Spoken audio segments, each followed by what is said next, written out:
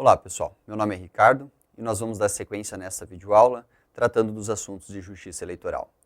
Nós vimos na aula passada algumas noções introdutórias e estávamos tratando do TSE. Vejamos lá no slide. Nós já estudamos introdução, órgãos, características e funções. Paramos a nossa análise no estudo do Tribunal Superior Eleitoral. Conforme nós dissemos, o estudo aqui do TSE, ele é compartido em composição,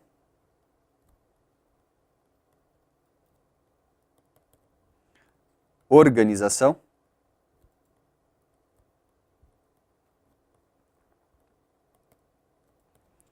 e competência.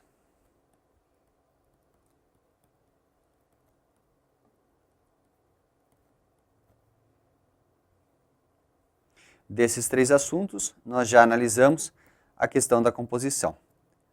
Daremos sequência ao estudo de regras relativas à organização do órgão. Ok? Sigamos lá. Em relação à composição do TSE, nós temos a primeira regra que importa ali, é a que vem prevista no artigo 16, parágrafo 1º do Código, que trata da relação de parentesco entre os membros. Vejamos. Não podem fazer parte do Tribunal Superior Eleitoral cidadãos que tenham entre si parentesco, ainda que por afinidade, até o 4º grau. Seja por vínculo legítimo ou ilegítimo, excluindo-se neste caso o que tiver sido escolhido por último.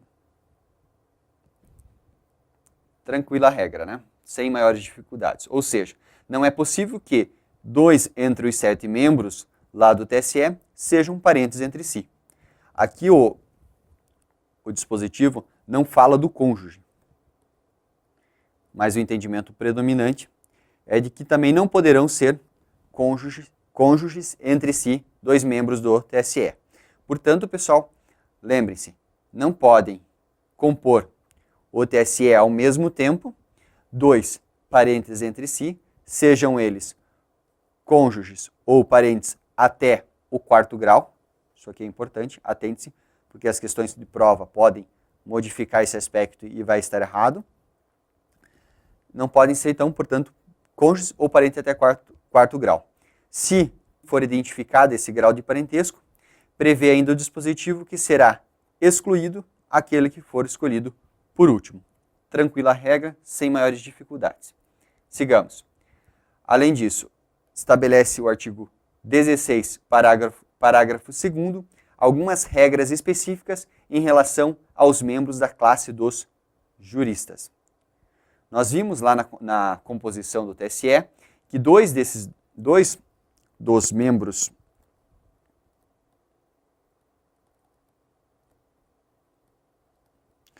dos membros do TSE são advogados.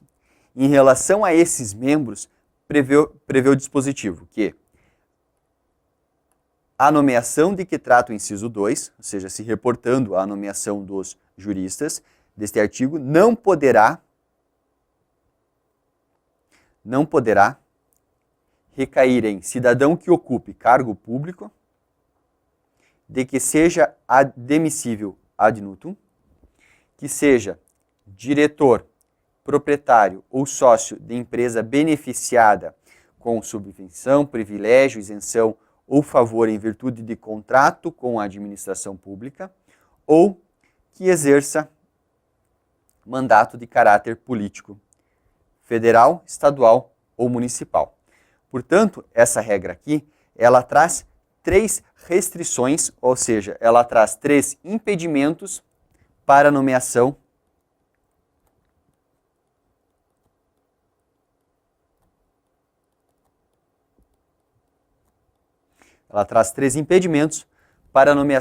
dos advogados que comporão o TSE. Em forma de esquema, nós temos o seguinte, que não poderão ser escolhidos, portanto, primeiramente, cidadãos, advogados que ocupem cargo em comissão. Ali o texto do Código Eleitoral, ele fala em demissíveis ad nutum, ou seja, são aqueles que ocupam cargos públicos em comissão. Também não poderão ser proprietários ou sócios de empresas que recebam benefícios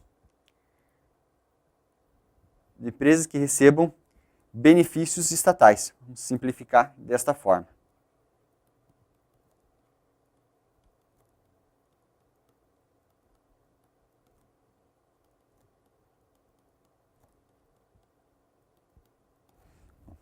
Note que o dispositivo fala que ela não vai poder receber seja beneficiária com subvenção, privilégio, isenção ou favor em razão de contrato com a administração pública. Ou seja, se essa empresa da qual o advogado seja proprietário ou sócio receber algum benefício da administração pública em razão de algum contrato, ele não poderá integrar o TSE. Além disso, não poderão também ser escolhidos advogados que exerçam mandatos políticos. Também é tranquila a regra, mas importante que nós saibamos para fins de prova, porque é um assunto efetivamente bastante cobrado. Outra questão ainda relativa à organização do TSE é a nomeação dos cargos de presidente, vice-presidente e do corregedor-geral. Essas três pessoas aqui ocupam os principais cargos dentro do TSE. O presidente do tribunal, o vice-presidente, que vai atuar auxiliando e muitas vezes substituindo o presidente, e o corregedor eleitoral. Em relação a essas três funções, tem um artigo na Constituição Federal que prevê a forma de escolha deles, que é o artigo 119, parágrafo único. Vejamos lá. O Tribunal Superior Eleitoral elegerá o seu presidente e o vice-presidente dentre os ministros do STF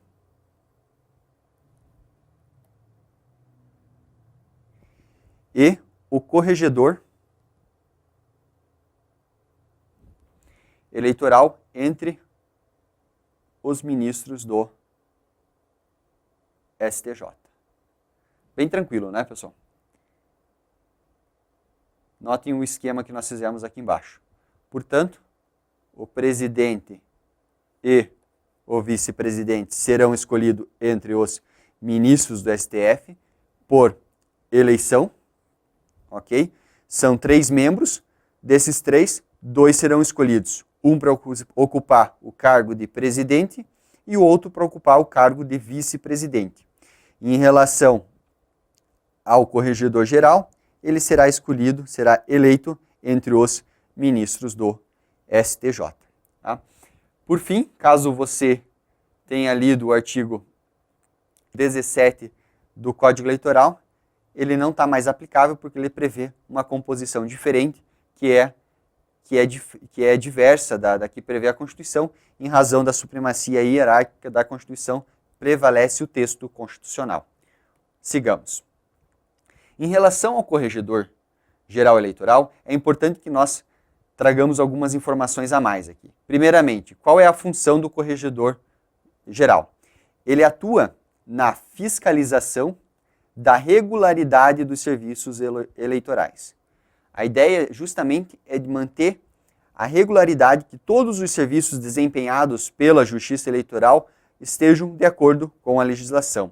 Dessa forma, ele vai, num primeiro momento, fiscalizar para ver se essas regras estão sendo observadas. E, além disso, ele orientará em relação aos procedimentos e rotinas a serem observados. Para tanto, o corregedor geral eleitoral poderá editar provimentos que são aplicados internamente e que dizem respeito à atuação e regularidade dos serviços na Justiça Eleitoral. Além disso, nós temos lá no artigo 17, parágrafo 2º do Código Eleitoral, e que é aplicável, porque não contraria a Constituição, algumas regras que determinam as hipóteses de locomoção do corregedor eleitoral. Aqui é o seguinte, pessoal. O corregedor eleitoral, ele atua principalmente em Brasília, lá onde está a unidade onde está a sede do TSE. Contudo, como ele tem essa função de fiscalizar e de orientar a regularidade dos processos dos serviços eleitorais, ele poderá se locomover para algum tribunal regional eleitoral, ou para algum local onde haja desempenho de serviços eleitorais para orientar ou para fiscalizar os serviços. São as denominadas correições.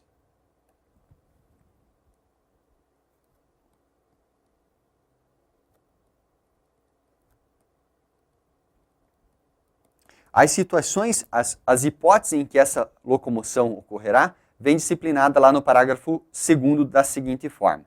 No desempenho de suas funções, atribuições, o corregedor geral se locomoverá para os estados e territórios nas seguintes hipóteses, nos seguintes casos. Vejamos lá, são 4 casos que nós devemos memorizar. Por determinação do Tribunal Superior Eleitoral, ou seja, o Tribunal Superior Eleitoral, enquanto na sua composição plena, poderá deliberar para que o corregedor se locomova até determinado estado. Essa decisão aqui, o corregedor ele é obrigado a ir, é uma determinação, a pedido dos tribunais regionais eleitorais. Aqui é importante nós distinguirmos que, em relação ao TSE, é uma determinação da qual não pode declinar o corregedor. Aqui, em relação ao TRE, ele vai analisar se é efetivamente uma situação de locomoção. Ou seja, vem um dos TREs e faz o pedido de locomoção para fazer alguma fiscalização ou para alguma orientação, e o corregedor analisa se é ou não é um caso de locomoção. Portanto, nós temos aqui que é uma situação discricionária.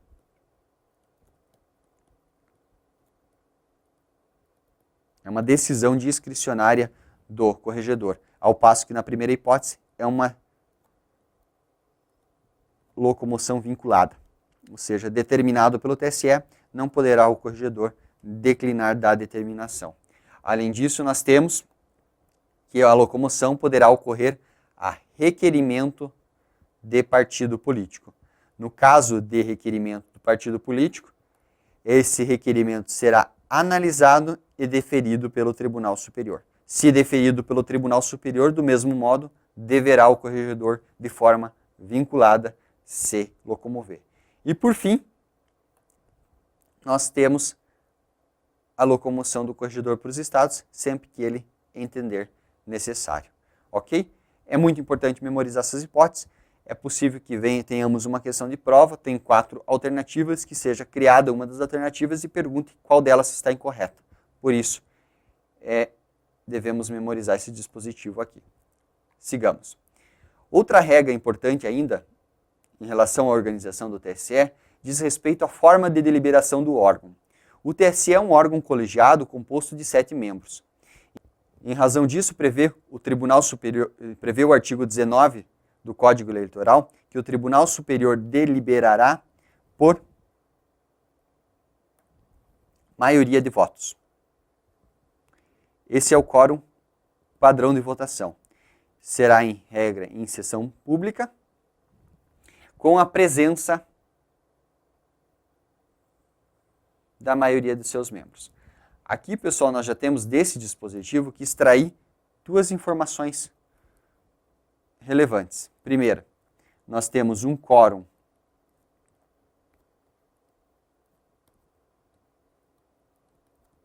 de instalação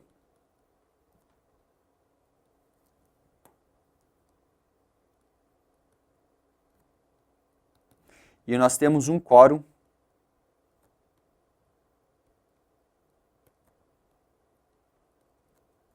de votação ou de deliberação.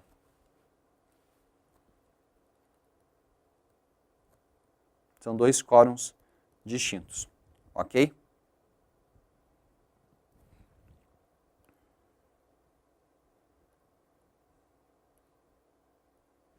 O quórum de instalação, conforme prevê o artigo 19, ele é o de maioria dos membros. Ou seja, para que seja instalada a sessão de julgamento perante o TSE, devem estar presente a maioria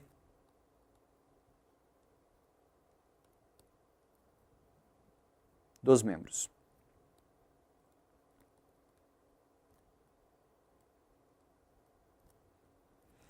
Já para a votação, o quórum regra será o da maioria dos presentes. Ou seja, uma vez presente a maioria dos membros, instala-se a sessão e passa-se a deliberação das matérias. Para que determinada matéria seja aprovada, seja deliberada, seja votada, tem que haver o voto da maioria dos presentes, ok? Portanto, ali a gente traz a síntese, quórum de instalação refere-se à maioria dos membros e o quórum de votação refere-se à maioria dos presentes. Aqui embaixo nós trazemos um quadro no qual a gente exemplifica as situações em que haverá ou não haverá a instalação do quórum em razão da quantidade dos presentes e qual será, quantos votos serão necessários para que a matéria seja deliberada. Vejamos ali, ó. Se estiverem presentes 1, 2 ou 3 membros, não haverá instalação da sessão. Por quê? Porque não houve maioria dos membros. Lembrando que são 7 ministros do TSE. Então, a maioria, pelo menos 4 desses membros. Agora, se nós tivermos 4 ministros presentes, haverá instalação da sessão e a matéria para ser votada dependerá do voto de 3 membros do TSE. Se houver 5 ministros, do mesmo modo, a matéria será aprovada por 3 votos. Se houver 6 ministros, será exigido 4 votos. E se houverem todos os ministros, 7 ministros, a votação também dependerá de 4 votos. Esse é, pessoal, o quórum padrão, né, que vem previsto lá no artigo 19. Há, contudo, no parágrafo único desse mesmo dispositivo, algumas hipóteses em que o quórum será qualificado. Vejamos o parágrafo único. As decisões do Tribunal Superior Eleitoral, assim, na interpretação do Código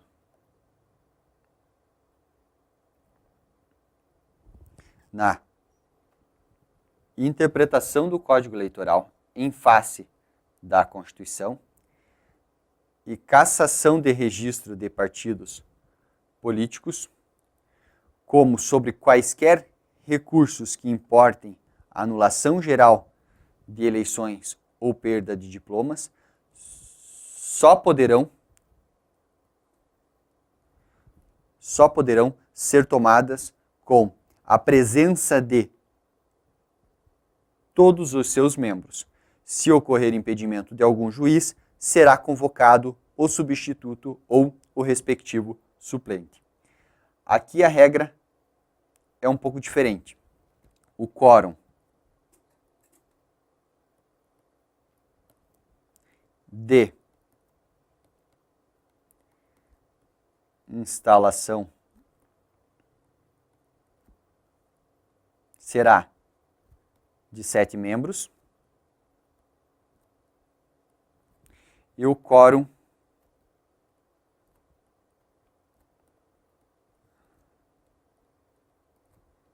de votação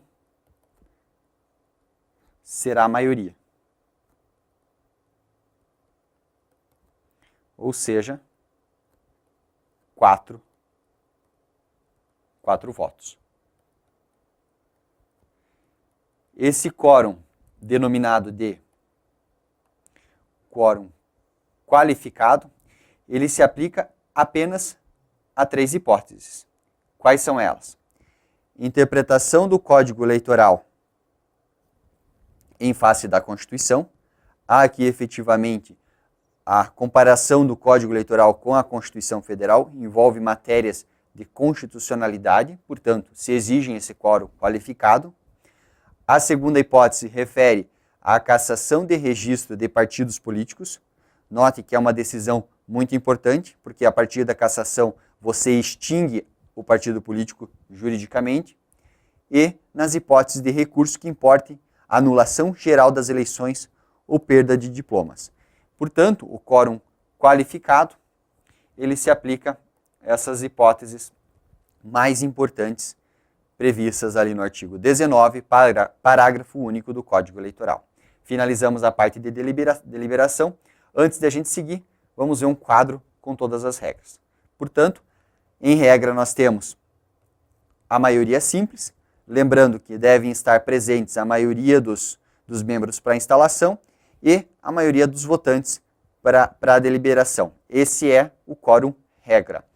Já em algumas determinadas situações, exige-se a maioria absoluta, desde que, lembrando, estejam presentes de todos os membros, com a presença de todos os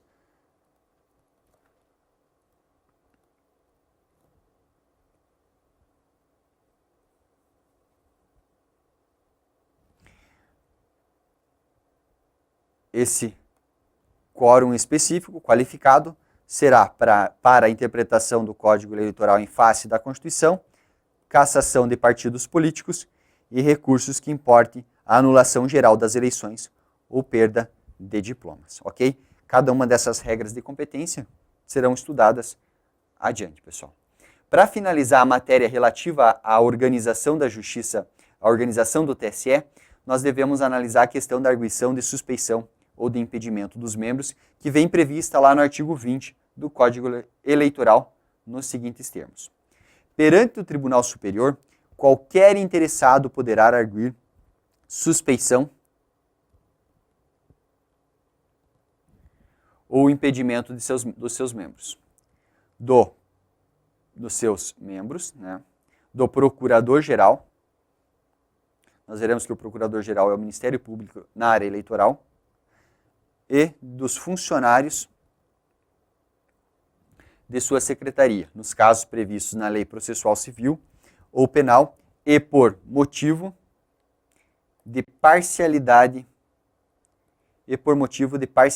partidária mediante o processo previsto em regimento. Aqui, pessoal, estão as hipóteses em que a arguição de suspeição e de impedimentos poderão ser arguidas. Essas hipóteses estão previstas tanto no CPC quanto no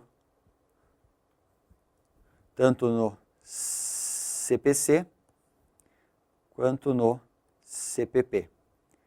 Além disso, nós temos uma hipótese específica de parcialidade partidária. Se essas hipóteses de suspeição e impedimento forem averiguadas, é possível obstar a atuação do membro do TSE, do procurador ou de algum dos funcionários da secretaria, ok? Será, vejamos ali o parágrafo único, será ilegítima a suspeição quando o recipiente a provocar ou depois de manifestada a causa praticar ato que importe na aceitação do arguido. Portanto, pessoal, lembrando a todos que aplicam as regras do CPC, as regras do CPP e a hipótese de parcialidade partidária. Ok? Com isso, nós finalizamos o estudo da organização do TSE, vimos também a parte da composição e agora nós passamos a estudar a competência deste órgão. Em relação ao estudo da competência, nós temos que analisar efetivamente os artigos 22 e 23 do Código Eleitoral. A competência do TSE pode ser distinguida em competência judicante, que é a competência para a competência jurisdicional, que é aquela de resolução dos conflitos de interesse trazidos a julgamento perante o TSE. Nós temos também a competência normativa e temos a competência administrativa. Tudo nos termos que nós analisamos lá no início da aula anterior. Além disso, a competência judicante, ela se distingue em competência originária. O que é a competência originária? Refere-se aos processos que iniciam-se perante o TSE, ou seja, processos em que a distribuição da petição inicial se dará perante ao TSE, competirá ao TSE instruir esse processo, produzir as provas e julgar. E também a competência recursal. Aqui, em relação à competência recursal, de decisões proferidas pelos TREs, em algumas hipóteses, o TSE poderá analisar os recursos interpostos. E esses recursos vêm previstos lá, as hipóteses de recurso, vêm previstos lá no artigo 22, inciso 2º do Código Eleitoral, ao passo que a competência originária vem no inciso 1º. Além disso, nós temos regras de competência normativa e administrativa que estão no artigo 23 do Código Eleitoral. Nós vamos encerrando a nossa videoaula por aqui e na próxima videoaula nós já iniciamos a análise da competência judicial, primeiramente pela competência judicial originária. Até lá, pessoal.